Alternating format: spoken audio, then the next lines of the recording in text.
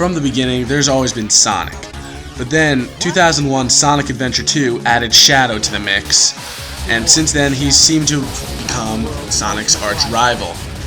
Now Shadow has his own game, and it's called Shadow the Hedgehog.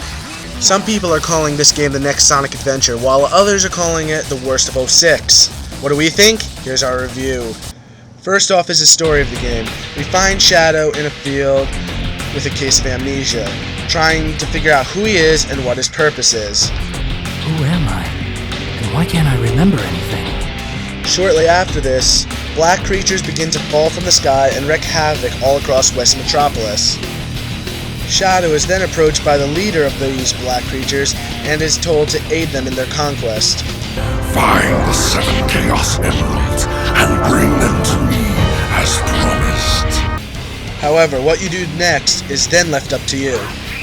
Each mission has a good, neutral, and evil ending to it, leaving you the potential for 9 possible endings to unlock in the game. You can chart your journey progress via a chart in the menu screens to see which of the 9 endings you're headed towards. It's obvious that they constructed this game so that people would play through it multiple times. However, each time running through the story only takes just about an hour or so. So to get full completion, it's only still about a 10 to 15 hour game. This game is really a mixed bag in almost every aspect too.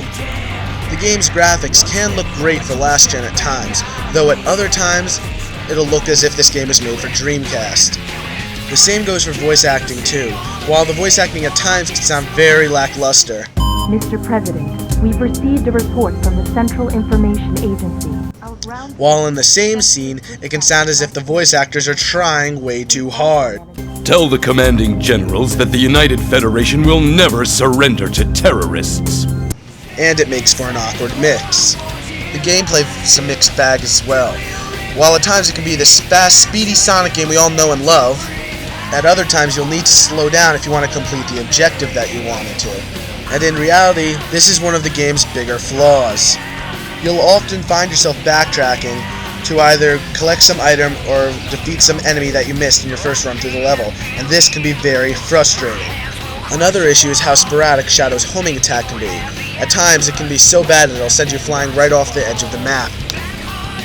Possibly one of the biggest issues with this game is how poor the camera angles are. There are times where you'll have absolutely no idea where to go or where to jump.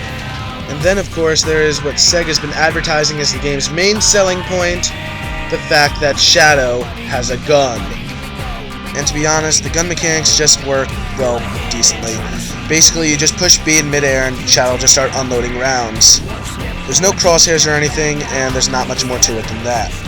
All in all, I have very mixed feelings on the game.